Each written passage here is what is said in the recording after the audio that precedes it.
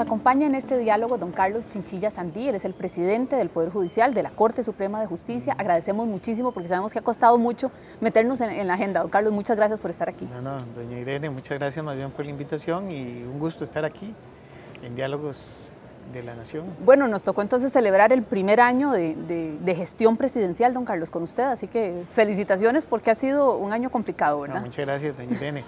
En realidad, sí, el 22 de mayo, hace un año atrás, se me nombra como presidente de la Corte Suprema de Justicia y ya llevo un poquito más de un año. Estamos celebrando el primer aniversario en la presidencia.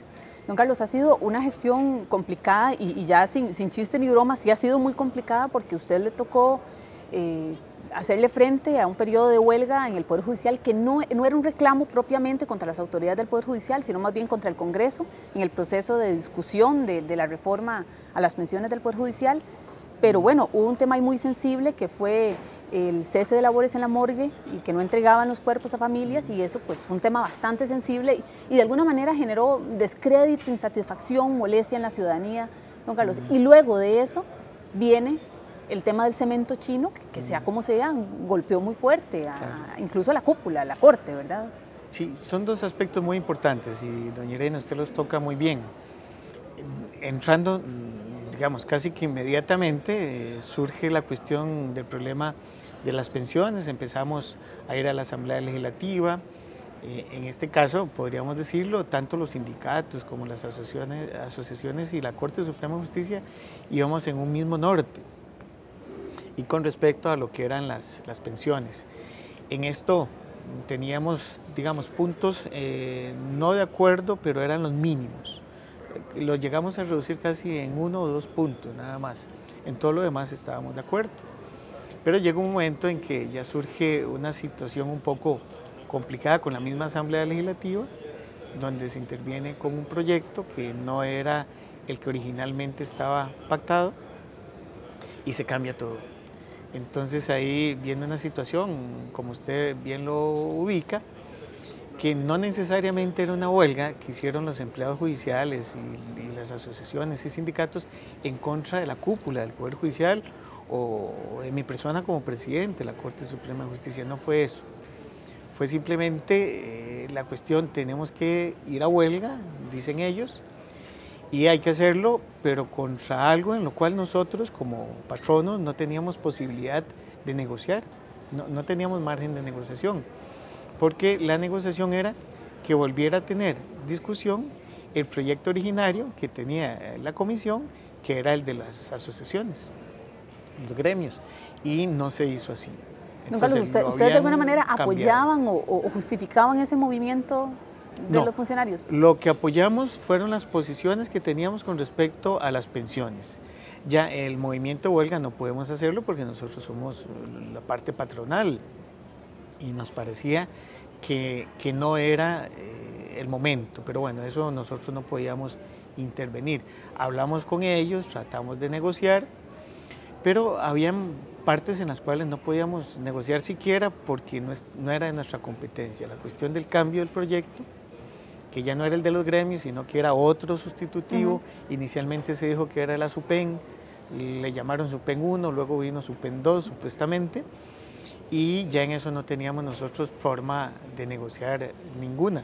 De ahí empieza a surgir ya el movimiento y declaran la huelga.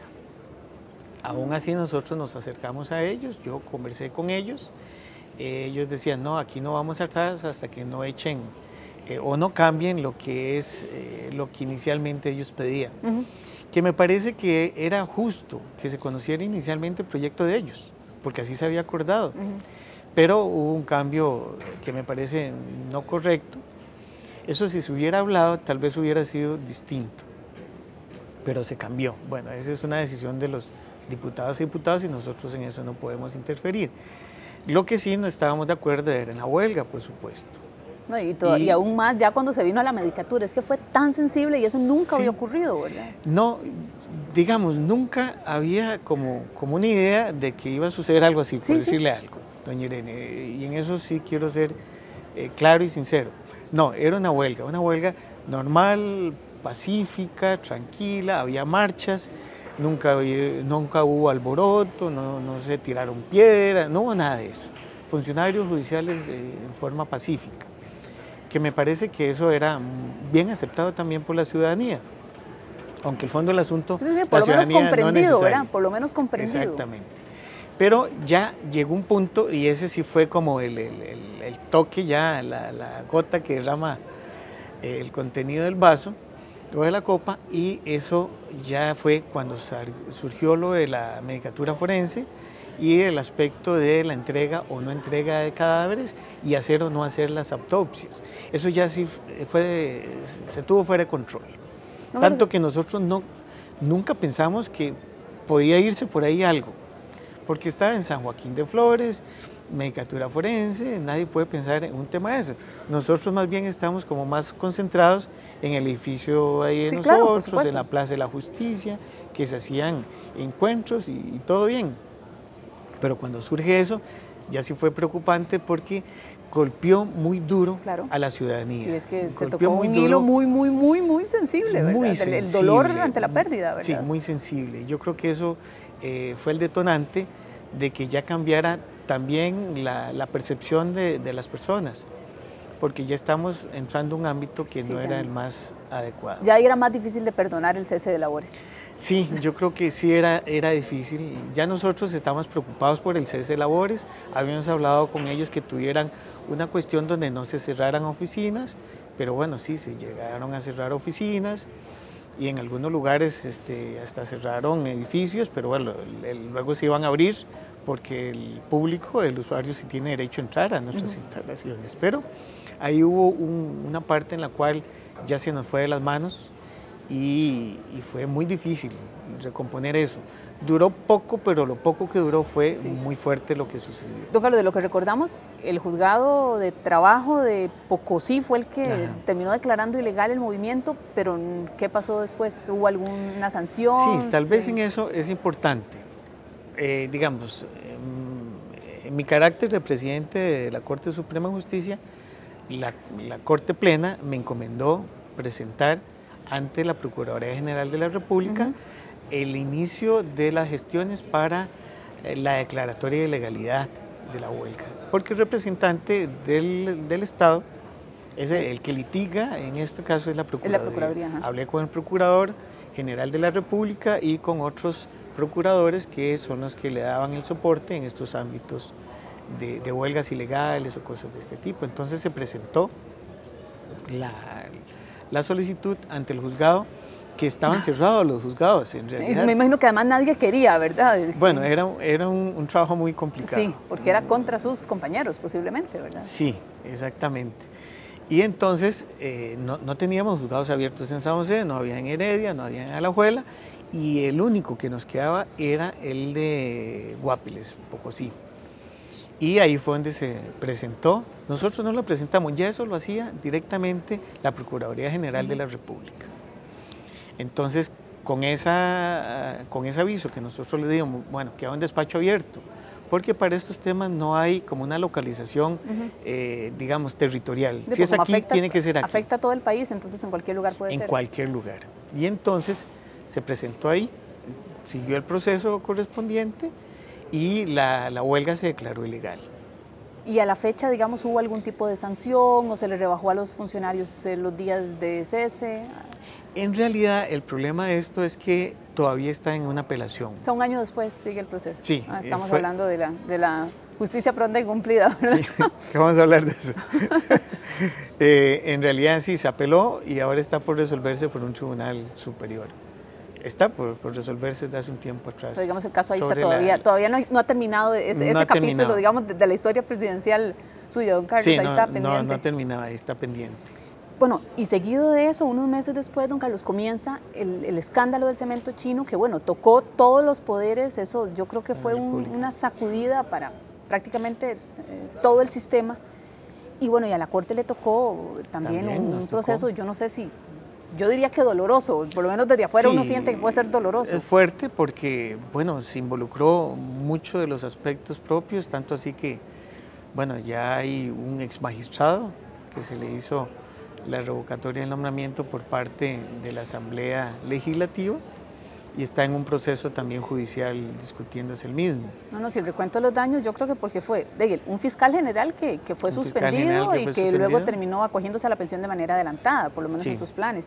Una fiscala subrogante que igualmente fue separada. Ella renunció antes de... Bueno, renunció también, digamos, mucho... Pero fue separada, asediada por el escándalo, por decirlo así.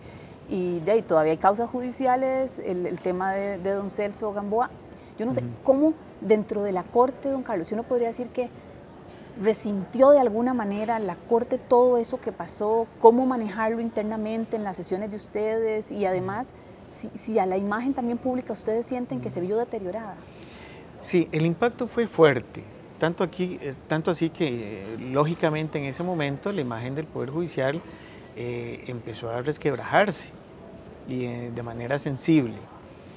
Nada más que yo creo que en esto, y es una lección que recibimos en Corte, de estas situaciones tan extremas se pueden, digamos, podríamos decir, es un renacer en cuestiones positivas. La experiencia ha sido muy dura, hemos tenido todo este periodo, bueno, este primer año mío, ha sido de esto recoger muchas experiencias muy fuertes, muy incómodas también. Pero yo creo que existe una buena decisión en la Corte. Cuando hablo de la Corte estoy hablando de todos los magistrados y magistradas. Los 22 magistrados los 22, sí, no estoy haciendo ninguna excepción. Todos dijimos, bueno, hay que salir de esto. Y hay que mostrarnos a la ciudadanía que podemos hacer las cosas mejor todavía.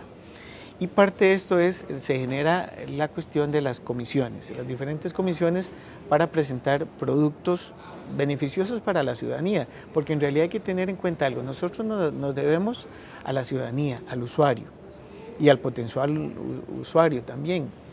Y para ello nosotros tenemos que idear formas de acercarnos a ellos para decirle, bueno, estamos aquí presentes. Esto nos ha generado la posibilidad, mañana empezamos un encuentro en la Universidad de Costa Rica con expertos internacionales. La Konrad Adenauer nos está ayudando en ello, en la conformación de este encuentro, de estas jornadas o congresos, si podemos decirlo así, para analizar cuál es el camino a seguir, o una propuesta de camino a seguir para el nombramiento de magistrados y magistradas de la Corte Suprema de Justicia. Bueno, y justamente en estos días también recibieron una solicitud de la Judicatura para decirles que los magistrados mejor no los elija la Asamblea, sino que los elijan los jueces. Hay cuestiones de ese tipo. Sí, ayer doña Adriana Orocu, que es la presidenta de la COJUT, le íbamos a recibir, pero estamos todavía en presupuesto, no pudimos terminar el presupuesto, pero nos va a entregar, yo ya conozco los contenidos, pero oficialmente nos va a entregar la otra semana, el otro lunes, el informe de ellos o las conclusiones. Cuando usted dice cuál es la mejor vía, ¿de qué estamos hablando? ¿Qué se baraja, por ejemplo? Vamos a ver, eso es lo interesante. Este encuentro que vamos a tener, estas jornadas, el primer día, mañana miércoles, va a ser abierto al público. A toda la persona que quiera presentarse mañana a partir de las 8 de la mañana en la Universidad de Costa Rica, en el auditorio, vamos a tener este encuentro. Entonces vienen expertos internacionales que nos van a presentar modelos que existen en este momento, el modelo alemán, el modelo español, el modelo argentino, el chileno, muchos de los modelos que son distintos a lo que nosotros tenemos. No los elige el Congreso. Entonces, o la Asamblea Legislativa. La idea es esta, entonces vamos a analizarlos todos ellos. Jueves y viernes va a ser para la Corte Suprema de Justicia con los expertos para ir recogiendo elementos básicos y nosotros poder decir, bueno, estos son los diferentes modelos. Nosotros no queremos imponer un modelo, para serles sincero, esa no es la idea. La idea es decirle, bueno, este modelo, pensemos, el alemán tiene virtudes, pero tiene también defectos, que son estos y estos y estos y estos. Porque no hay un solo modelo que sea el ideal. Ustedes quieren dar opciones al país, en los cuales nosotros somos un medio conductor. No queremos vamos a apropiarnos de algo que en realidad no va a ser nuestro, porque nosotros no nos vamos a autonombrar. Que hay lugares en América Latina donde se autonombran. O sea, que la misma Corte elige a sus el Consejo de la Judicatura nombra a magistrados de Corte Suprema de Justicia. Pero don Carlos, yo siento que si ustedes dicen vamos a estudiar diferentes formas, vamos a sugerirles, es porque no están satisfechos o no consideran que la manera en que se está haciendo sea la mejor. Mire, no necesariamente, pero como ha habido alguna insatisfacción por algunos sectores, como usted lo decía, la ACOJUL, la Asociación de Jueces y Juezas de Costa Rica, del Poder Judicial, dicen, bueno, es que nosotros creemos en otro sistema, me parece válido. Otros van a decir, nosotros creemos en un sistema distinto. Hay muchos sistemas. Yo en realidad, no puedo decir, no estoy en acuerdo o en desacuerdo con el modelo actual. ¿Que podría mejorarse? Sí, podría mejorarse. ¿Que hay otras opciones? Hay muchas otras opciones. ¿Que quién tiene que tomar la decisión al fin y al cabo? Es la Asamblea Legislativa, sí, la que tiene que tomar la decisión. Porque implicaría reformas, indudablemente. Reformas constitucionales. Así claro, es. por supuesto. Pero yo creo que sí podemos obtener algún producto, un producto que se pueda estudiar, analizar y no decir, este es el camino que vamos a seguir. Porque no es eso, yo no lo visualizo así. Sino decir las diferentes opciones que tenemos y que existen en América Latina, que son muchas y son muy variadas. Uno lo dejan endogámicamente dentro del ámbito Poder Judicial, otros lo sacan y son diferentes los actores que participan, colegios de abogados, universidades públicas, universidades privadas, y de ahí se hace un conglomerado que son los que van a presentarse de alguna forma, y es que esto es lo que hay que tomar en cuenta, quién es el último que va a decir a quién nombra. Y eso tiene que tener un rango constitucional. Claro. Y el único que puede decir al final tendría que ser o la Asamblea Legislativa bueno, es que nadie más. Porque en los otros países es muchas veces el presidente el que toma ternas, hace la terna en Panamá y se la manda a la Asamblea Legislativa. La Asamblea Legislativa puede negarse a esa terna y la devuelve y él puede reconformarla. Incluso separarse completamente y decir, no, prefiero a estos. No, porque en ese momento está limitado. Hay sistemas un poco, entre comillas, perversos. Porque si en la segunda vez que envía la terna y no se la aceptan, en la tercera ya se impone. Y eso es de parte del Ejecutivo. Entonces, como le digo, hay sistemas muy complejos. Otros mantienen en la Asamblea Legislativa o en un Congreso o en un Senado, como ellos lo identifican, muchos países que tienen Senado, los países ya grandes, federales, como México, Argentina también, que tiene sistemas de ese tipo, un Senado que es el que decide. La gran crítica que uno siente aquí es que percibe al magistrado como una figura, vamos a ver, permeable políticamente porque es elegido por un órgano político en la Asamblea Legislativa. Entonces dicen que claro, los diputados apoyan a un candidato para luego cobrar favores, es decir, ese es como el rumor, por decirlo de alguna manera, ¿verdad? Sí, esa es la percepción. Esa es la percepción que se ha tenido. Y yo creo que, vamos a ver, si yo no fuera magistrado y fuera un ciudadano normal y corriente, podría estar pensando así también. ¿Y como magistrado? Como magistrado ya uno se da cuenta que las cosas no son como la gente puede percibirlas. No es tan fácil. Para decirle algo, no es así como que inmediatamente lo llaman a uno de la Asamblea Legislativa y le dicen, mira, hay un asunto ahí, ¿por qué no me ayudas en una resolución? No es así, o sea, no sea así. Y tampoco nosotros somos como de decirles a ellos, mira, hay tal cuestión ahí, nos ayudan. Sí hemos pedido que nos ayuden en leyes. Bueno, pero eso es absolutamente transparente y además está... Exactamente, pero esa como simbiosis que la gente dice que es inmediata,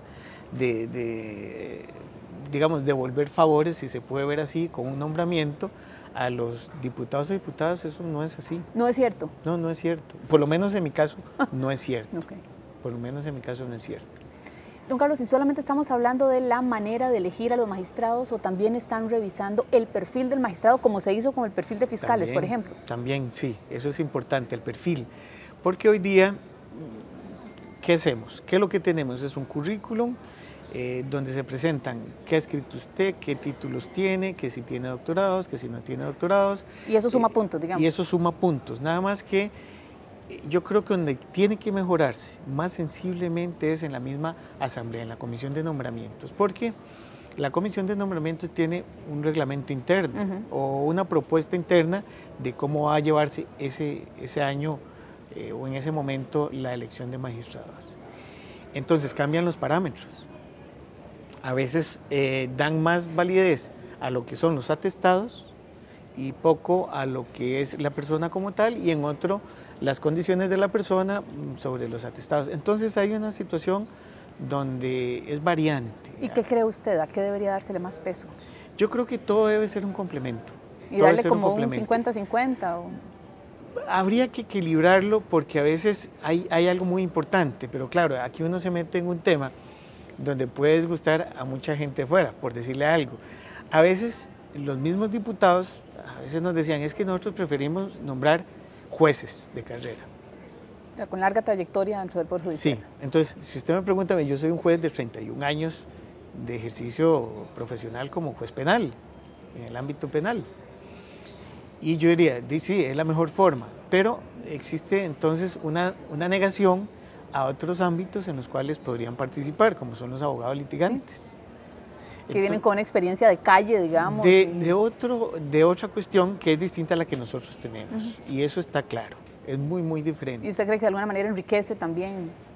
Todo enriquece, todo enriquece. Nosotros tenemos, digamos, muchos magistrados suplentes, o algunos magistrados suplentes que son abogados litigantes, y le dan una visión distinta a uno. ¿Qué es provechoso? Es provechoso. Entonces, yo creo que no existe el sistema perfecto. Yo creo que es un equilibrio entre varios sistemas de los cuales se puede sacar lo mejor de ellos. Como le digo, yo diría, bueno, ahí sí que bueno, solo jueces, y entonces se vuelve muy endogámico todo. Y la idea es también tener ese acervo de fuera de una visión distinta de lo que es la función. Vamos a ver, una pregunta, es un poco extraña, pero aparte de revisar los atestados y obviamente la entrevista para ver el desenvolvimiento y el manejo de temas, ¿cómo asegurar, por ejemplo, probidad? O sea, eso es un ingrediente básico extremo. Es un tema interesante. Usted sabe que cuando se genera para los años 2005 lo que es la ley contra la corrupción y el enriquecimiento ilícito en la función pública, ya viene en el artículo 3 el principio de probidad, o la probidad como tal. Unos dicen que no es un principio, no importa, pero la probidad en el artículo 3. Si usted se da cuenta, a los funcionarios se les nombra funcionarios públicos, pero de una vez le encaja la probidad. Sí. O sea, usted no es improbo o no probo antes, sino a partir de que usted es funcionario judicial. Entonces ya le pone el traje o el halo de probo, o sea, de la probidad. Entonces, usted con su trabajo tiene que identificar si efectivamente usted es, en el caso de nosotros, un juez probo o no lo es. Y entonces hay una violación del principio de probidad. Yo creo que eso debe venir desde antes. O sea, que uno tiene que tener el traje ya para entrar ahí. No el traje, pero digo yo, por lo menos el desenvolvimiento distinto. Sí. Es que un juez es una persona vinculada a un ámbito en el cual la gente lo está mirando. Sí, claro. Y usted tiene que ser ejemplo en su casa, en la calle, en lo que está, en la escuela de su hijo, en todo. Entonces nosotros normalmente no andamos en problemas de ningún tipo. Y eso quiere decir que tratamos de comportarnos de la misma forma como yo me comporto como juez, porque esa es la idea. Y no solo eso, es que la gente lo exige. Porque cualquiera puede hacer un escándalo, pero aquel que es un juez y hace un escándalo, ¡qué barbaridad! Y además de eso es juez. Nicolás, si quiero hacer otra consulta porque me interesa saber su opinión. Hubo una discusión muy interesante y yo creo que fue la jueza Rosaura Chinchilla la que más abiertamente habló del tema, y es que usted no puede pasar del Ejecutivo al Judicial, del Judicial al Ejecutivo. Claro, obviamente la experiencia vino del caso de Don Celso, y eso lo sabemos todos. Pero ¿usted qué opina? Porque muchos en el pasado venían del Ejecutivo. Bueno, el mismo Luis Paulino Mora fue ministro de Justicia, luego llegó a presidir la Corte.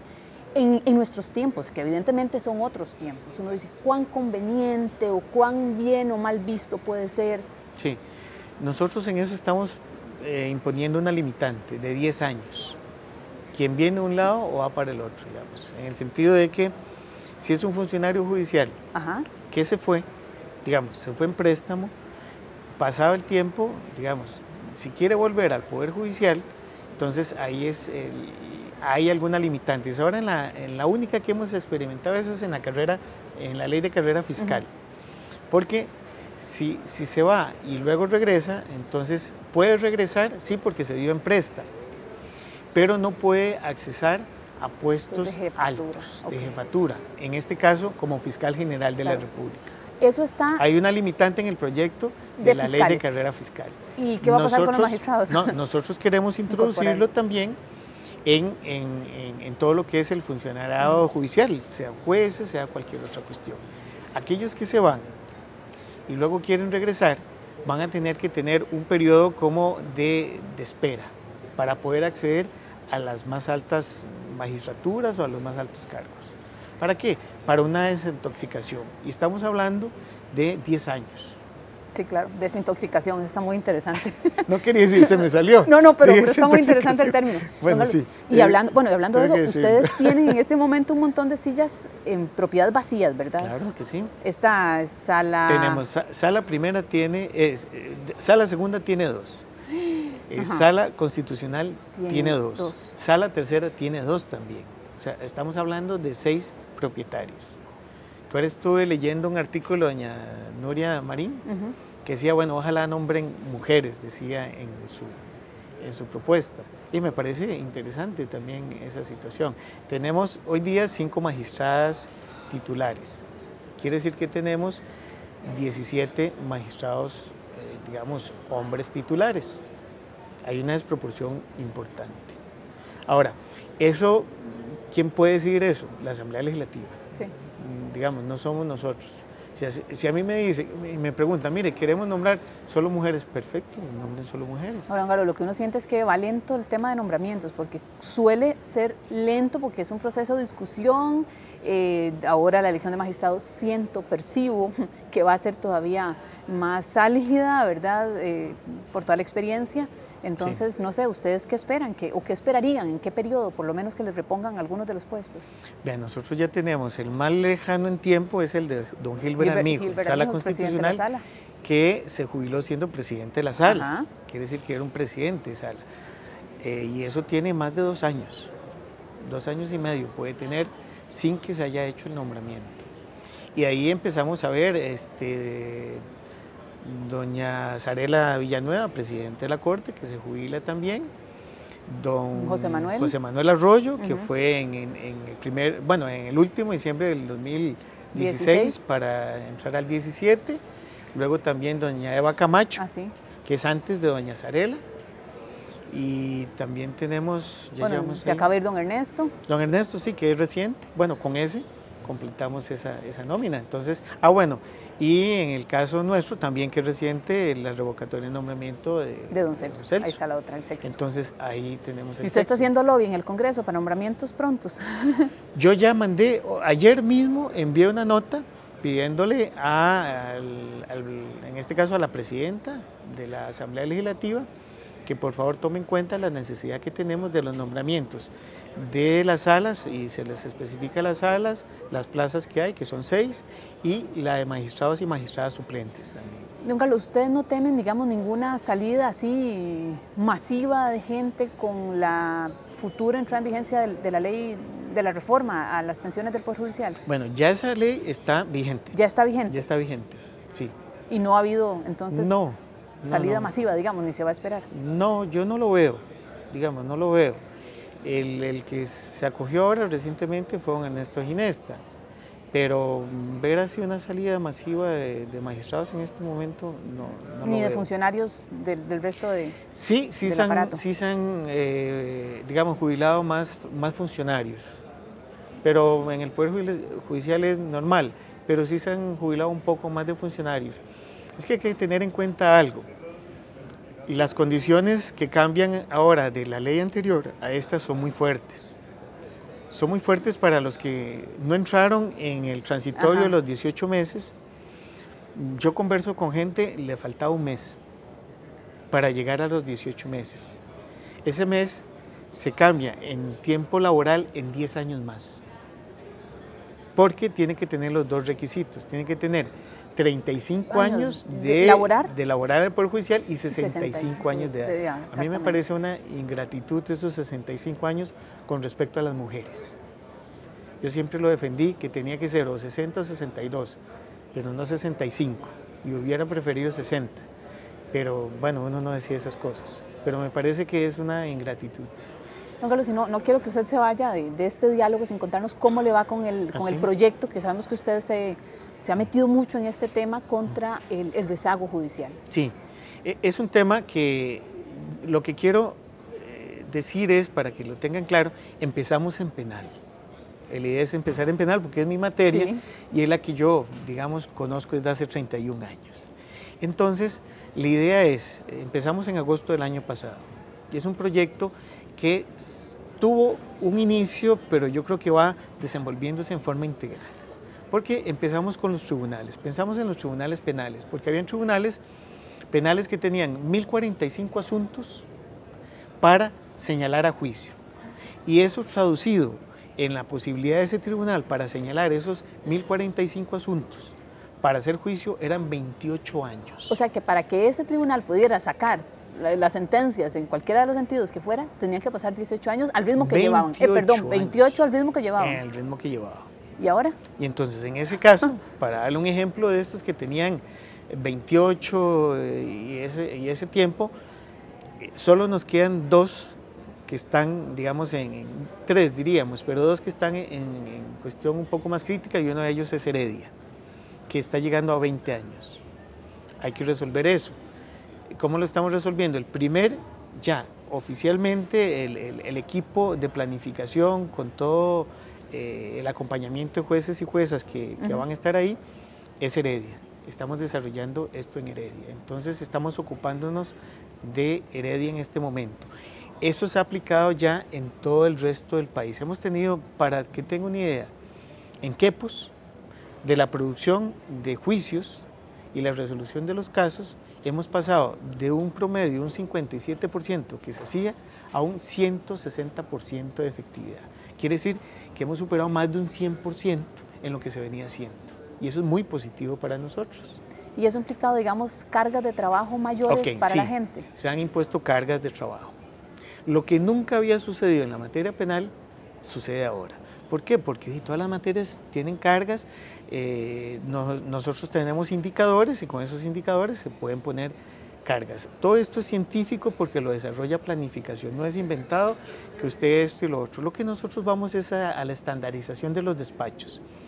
Le dijimos a las mismas, digamos, entidades, la judicatura, a la defensa, al Ministerio Público, que nos dijeran cuáles eran las oficinas modelo, digamos, que mejor se desempeñaban con ellos, para nosotros llegar a ellas y mejorarlas y llevar ese modelo. Y llevar ese modelo a todo el país. Porque resulta ser que hay gente que dice, mire, es que no es lo mismo litigar en Guanacaste que en San José, que en Limón, que en Pérez Celedón o Golfito o Ciudad Neill. Parece que tienen códigos diferentes. Y no son códigos diferentes, son formas diferentes de trabajar. Eso es lo que tenemos que eliminar. Con la estandarización lo que hacemos es lo siguiente. Tratamos de ver los pasos a seguir y cuántos pasos dan ellos. Y nosotros, por decir algo genérico, nosotros vemos que los pasos adecuados para llegar a señalar a juicio son 8, pero ellos tienen 15. Entonces, ¿y por qué tienen 15? Porque resulta ser que en un caso cogen el documento y se lo pasan al compañero al lado para que lo revise, y el otro compañero se lo pasa al otro para que lo termine de revisar y luego vuelva a este escritorio.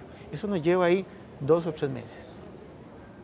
Entonces, eliminar eso que nosotros llamamos cuellos de botella o procedimientos innecesarios. Los cuellos de botella es ¿por qué está congestionado esto aquí? ¿Qué es por qué no se están haciendo juicios? Bueno, eso es parte de una tramitación. Entonces, estamos eliminando esos cuellos de botella, procedimientos que no aportan nada, inventados, porque nunca nadie sabía que existían, y por lo tanto hemos ido rebajando los tiempos de duración. ¿Cuál es el ideal? Eso es lo que quería decir. El ideal de nosotros es llegar inicialmente a 3 meses. Podemos estar pensando que podemos estar oscilando entre 3 meses y 6 meses. O sea, desde el momento en que se presenta, digamos, la acusación. Desde el momento en que se presenta la acusación, esto está muy bien, doña Irene, con los contenidos penales. Desde ese momento, pero no la acusación, sino desde que sube, porque ahí hay otro, hay otro problema, sí. Otro problema que lo podemos hablar ahora, que es la fase intermedia y la audiencia preliminar. Estamos tardando entre eso que usted dice, presentar la acusación al Ministerio Público y que eso suba a juicio 3 años. Y eso no es posible. No es posible. Si decimos que un proceso penal dura 7 años, casi el 70% se lo lleva estar ahí esperando que el juez resuelva. Bueno, sabemos, don Carlos, que usted está impulsando un proyecto, de hecho trabajando en la redacción de un proyecto para eliminar la audiencia preliminar y la etapa intermedia, ¿verdad? La etapa intermedia, que eso sería lo que ahorraría preliminar. Por lo menos 3 años. Sí, cuando yo redacté la ley de procedimiento en flagrancia, del tribunal de flagrancia, yo lo que hice fue eliminar el juez penal, todo lo que es audiencia intermedia y la audiencia preliminar, esa fase intermedia. Y pasamos directamente al tribunal de juicio. El tribunal de juicio puede tomar las medidas alternativas, suspensión del proceso a prueba, conciliación, un abreviado, todo eso lo puede hacer el mismo tribunal de juicio sin problema alguno, porque lo recibe un solo juez. Entonces queda la sección que puede resolver las peticiones que se hacen directamente, y eso lo hacemos inmediato, como se hace ahora en la materia de flagrancia. Y no hemos tenido problema alguno, y la Sala Constitucional dijo, el procedimiento es constitucional y no violenta garantías constitucionales. Don Carlos, entonces, esto es lo que vamos a ver posiblemente en lo que sigue de su gestión, en lo que resta de su gestión, un trabajo fuerte contra el rezago judicial, y esperemos que sea mucho menos convulso, ¿verdad?, que el inicio. Sí, pero también en otras materias, porque ya me han pedido que contencioso tiene esto, otra materia cobro, nada más para que tengan una idea. Sí. El cobro judicial, de 1000 más o menos, podemos dar un número cerrado, 1.300.000 asuntos que tenemos en rezago en todo el país. De esos, el 65% son asuntos de cobro judicial. Quiere decir que cobro judicial en este momento, más o menos, de ese 1.200.000, 300.000, tiene más o menos 700.000 asuntos ahí Carlos, pegados. Sí, no, ahí hay mucho trabajo por hacer. ¿Qué es la idea de cómo vamos a resolver eso? Y no, ya la tenemos pensada. Ahí vamos a tener que aplicar inteligencia artificial. Sistemas informáticos inteligentes, donde lo que hoy están haciendo seres humanos en algunos temas, lo hacen es un sistema totalmente automatizado, porque hasta las decisiones en cobro no necesariamente requiere de un juez resolviendo, sino que se puede automatizar. Claro, van a decir, entonces ustedes van a quedar sin jueces, tal. No, nunca vamos a quedar sin jueces, pero en este caso de cobro, que además de eso puedo adelantarle algo, esa no es una materia de carácter jurisdiccional, eso es de carácter administrativo. Pero don Carlos, yo creo que eso es un tema para otro diálogo, entonces yo creo que aquí de una vez queda pendiente una próxima cita para venir a hablar de cobro judicial, porque es un tema que a la gente le interesa muchísimo, y no solo a la gente ciudadano común, empresarios, tiendas, entidades financieras, así que yo creo que eso es una materia cobro para profunda para otro diálogo. Llegar ahí. Y nada más otro temita, que es los tribunales colegiados. Tenemos tribunales colegiados que podríamos tener tribunales unipersonales donde están resolviendo 3 jueces, 3 juicios, y no 3 jueces, un juicio, con excepción de los asuntos de crimen organizado, narcotráfico, agresiones sexuales contra mujeres, menores, violencia contra las mujeres y también corrupción. Lo más grueso, digamos. Lo más fuerte. Y todo lo demás que se conozca por un juez unipersonal. Entonces, don Carlos, con la ayuda del Congreso veremos cambios entonces. Yo espero que sí, y ahí tengo otras ideas más porque yo manejo algunos otros temas, pero los podemos desarrollar en otro momento, y más bien muchísimas gracias. Gracias a usted, de verdad, muchísimas gracias por acompañarnos. Muy amable. Muchas gracias.